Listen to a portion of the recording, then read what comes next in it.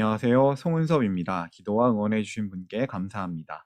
본 영상 설교는 새가족교회 주일 설교 메시지입니다.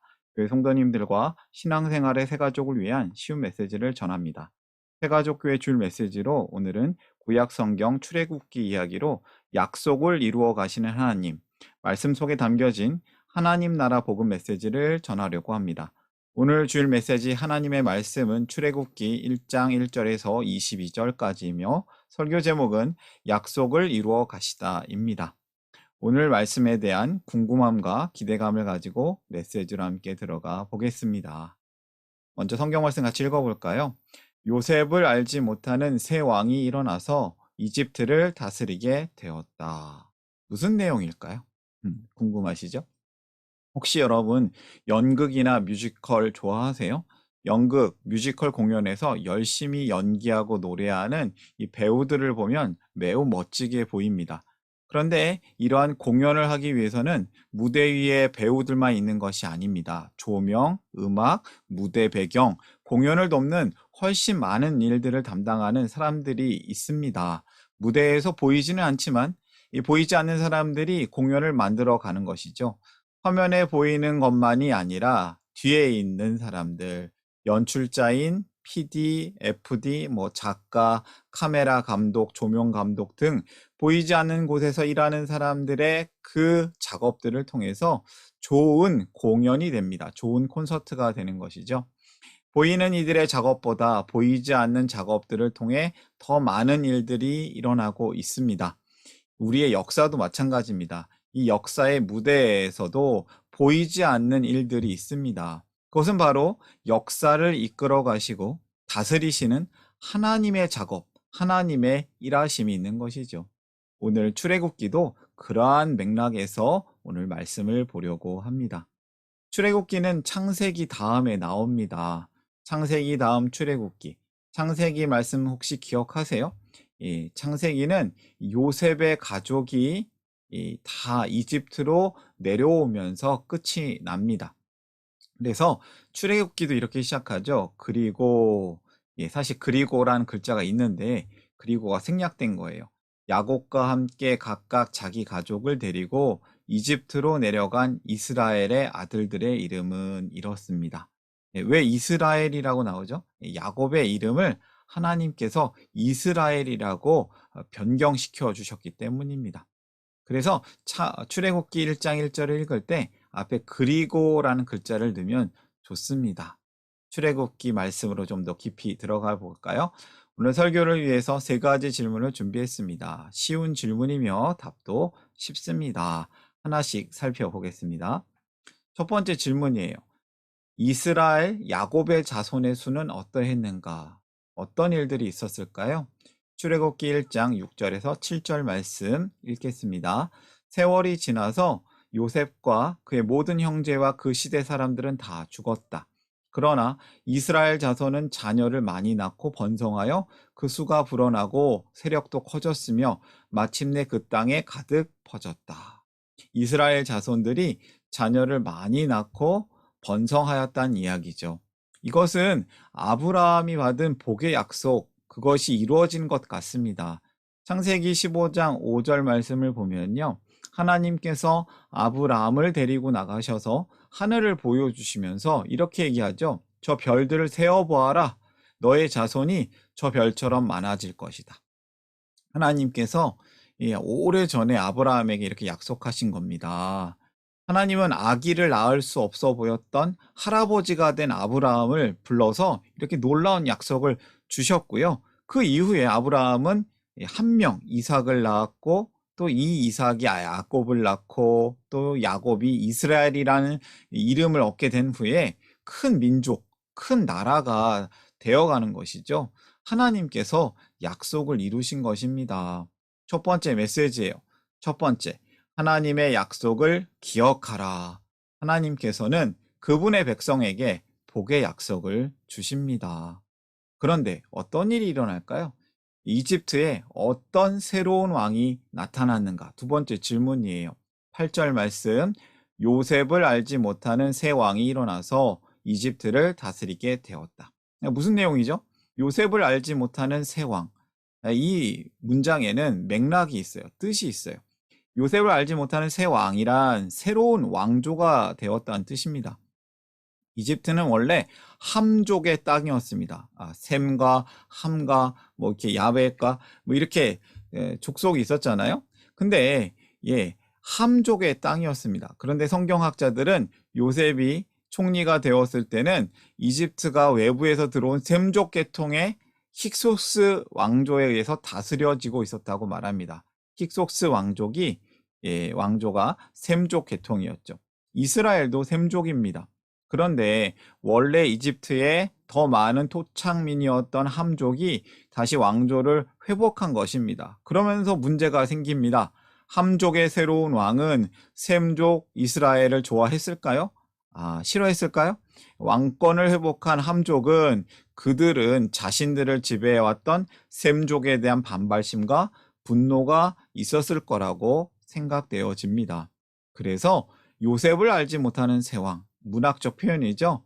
요셉을 싫어하는 왕, 이스라엘의 억압 정책. 야곱의 가족이 애굽에 살기 시작하고 아주 오랜 시간이 흘렸습니다. 400년이 지났죠. 그들은 많은 자녀를 낳았고 그 자녀들도 많은 자녀들을 또 낳았고 야곱의 후손은 점점 더 많아졌고 오랜 시간에 걸쳐서 숫자가 많은 민족이 되었습니다. 사람들은 이들을 이스라엘 자손이라고 불렀습니다. 이스라엘, 야곱의 족속이란 뜻이죠. 이 수많은 사람들이 모두 이스라엘 자손이라고 불린 것입니다. 애굽에 살게 된 지 400년이 지난 가운데 이제 이집트 사람들은 가뭄으로 인한 이 어려움을 피하게 해준 고마운 요셉을 잊어버렸습니다. 이렇게 요셉을 알지 못하는 사람이 새로운 왕이 되었고 이 이집트 왕 바로는 점점 강해지고 많아지는 이스라엘 자손이 두려웠습니다. 싫었습니다. 새로운 왕은 이스라엘을 싫어합니다. 이스라엘이 바로 그 셈족 계열인데다가 이집트를 위협할 정도로 숫자가 많아졌기 때문입니다.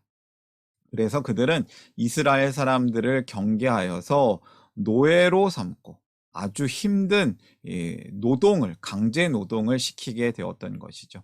이 가운데 우리가 두 번째 교훈을 발견하는데요. 고난 가운데 하나님의 은혜, 더 큰 은혜에 감사하라. 하나님께서는 그분의 백성을 지켜주시기 때문입니다. 세 번째 질문으로 이어질까요? 강제 노동, 괴롭힘을 당하던 이스라엘 사람들은 결국 어떻게 되었을까요? 핍박을 당하면 민족이 쪼그라들고 막 민족이 다 없어질 수도 있는 것인데 출애굽기 말씀 읽어보겠습니다. 그러나 그들은 억압을 받을수록 그 수가 더욱 불어나고 자손이 번성하였다. 그래서 이집트 사람들은 이스라엘 자손을 몹시 싫어하였고 그들을 더욱 혹독하게 부렸다. 억압을 받을수록 그 수가 더욱 불어나고 자손이 번성하였습니다. 너무 재밌지 않아요? 이 지배층이었던 이집트 사람들이 이스라엘을 핍박했는데 오히려 이스라엘의 인구가 증가했다는 것이죠. 이 고대 사회는 의료 기술이 발달하지 않아서 수명이 길지 않았어요. 또 아이가 계속 살아있는 것도 힘들었던 시기예요. 그래서 사람들이 많아지고 인구가 많아지는 것은 하나님의 축복인 것이었죠.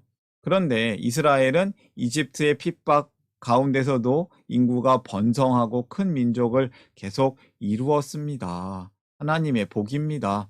오랜 시간이 지났지만 하나님께서는 이처럼 아브라함에게 하신 약속을 기억하시면서 그 약속 따라 복을 주셨습니다. 이집트 왕 바로가 아무리 괴롭히고 방해해도 이스라엘 자손이 많아진 것이죠. 하나님의 약속은 반드시 이루어집니다. 이집트 왕은 이스라엘의 자손의 수가 줄어들기를 바라면서 계속해서 이스라엘을 괴롭힙니다. 더 힘든 일을 시키면서 고통스럽게 했습니다. 그러나 계속해서 이스라엘 백성은 번성하였던 것이죠. 도무지 안 될 것 같으니까 이집트 왕의 명령이 떨어집니다. 모든 백성에게 명령을 내렸다. 갓 태어난 히브리 남자아이는 모두 강물에 던지고 여자아이들만 살려주어라. 끔찍한 영아 살해 명령이 떨어진 것이죠. 이집트 사람들에게 히브리인 아이 중에서 남자가 태어나면 죽이라고 명령합니다. 이 끔찍한 일들이 이집트에서 벌어지고 맙니다. 하나님의 약속을 기억합니까? 하나님의 약속, 아브라함에게 하신 말씀이 있었습니다. 주님께서 아브라함에게 말씀하셨다. 너는 똑똑히 알고 있거라. 너의 자손이 다른 나라에서 나그네 살이를 하다가 마침내 종이 되어서 400년 동안 괴로움을 받을 것이다. 그러나 너의 자손을 종살이하게 한 그 나라를 내가 반드시 벌할 것이며 그 다음에 너의 자손이 재물을 많이 가지고 나올 것이다. 이런 하나님의 말씀이 이미 출애굽기보다 더 먼저 400년 그 이전에 하나님이 말씀하셨죠. 하나님의 말씀, 우리 세 번째 교훈을 발견합니다. 구원하심이 하나님의 약속이었습니다. 신실하신 하나님의 구원하심을 믿으며 살아야 할 것입니다. 이집트 사람들이 아무리 이스라엘을 핍박하여도 억압하여도 하나님의 복은 끊어지지 않았습니다. 하나님의 복은 계속되어졌고 온전히 이루어질 것입니다. 출애굽기 2장 24절에서 25절에는 하나님께서 드디어 이 고통 가운데 있는 이스라엘을 기억하시는 말씀으로 이 이야기가 정리가 됩니다. 말씀 읽어볼까요? 하나님이 그들의 탄식하는 소리를 들으시고 아브라함과 이삭과 야곱에게 세우신 언약을 기억하시고 이스라엘 자손의 종살이를 보시고 그들의 처지를 생각하셨다. 우리는 학대를 받는 가운데서도 번성했던 이스라엘을 보면서 보이지는 않지만 여전히 신실하게 일하고 계신 하나님의 모습을 느낄 수 있었습니다. 하나님은 역사를 주관하시고 다스리는 분이십니다. 특별히 이 출애굽기는 하나님이 아브라함과 하신 약속을 기억하시고 그 약속을 이루기 위해서 일하시는 일들을 기록하는 책입니다. 출애굽기는 하나님 나라의 백성을 세우시는 하나님, 또 하나님 나라의 백성으로 세워지는 이스라엘의 모습을 우리에게 보여주는 성경 말씀입니다. 출애굽기 말씀을 우리가 통해서 하나님께서 하나님의 백성을 위해 어떤 일을 하시는지, 하나님의 백성은 또한 어떻게 살아야 하는지를 우리가 이 말씀을 통해 깨닫는 사람들이 되기를 소망합니다. 오늘의 메시지를 정리하겠습니다. 교훈 메시지를 순서를 좀 변경했어요. 세 가지 메시지를 전합니다. 구원하심이 하나님의 약속입니다. 신실하신 하나님의 구원하심을 믿으라. 두 번째, 하나님의 약속을 기억하라. 그 하나님께서 그분의 백성에게 복의 약속을 주신다. 세 번째, 고난 가운데 더 큰 은혜를 감사하라. 하나님께서 그분의 백성을 지켜 주십니다. 구원하심이 하나님의 약속이었습니다. 하나님의 그 약속을 기억해야 합니다. 고난 가운데 더 큰 은혜를 감사하며 살아야겠습니다. 오늘의 메시지 마음에 품고 함께 기도하겠습니다.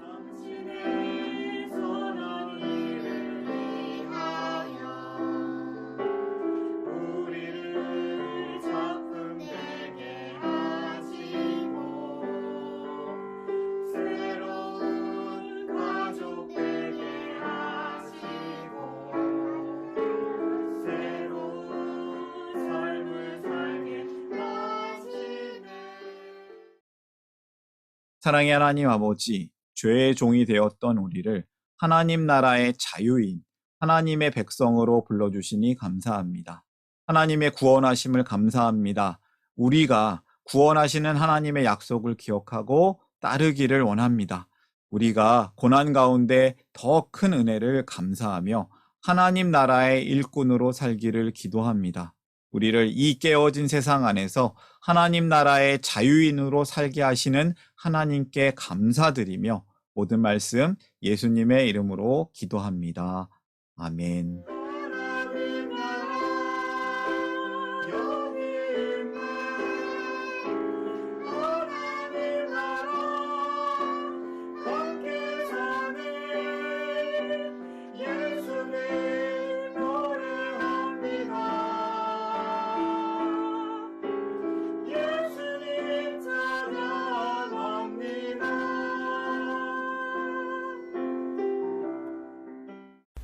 샬롬, 송은섭입니다. 저를 통해 또는 누군가의 추천과 우연한 기회로 이 메시지를 보게 되신 분들께 감사합니다.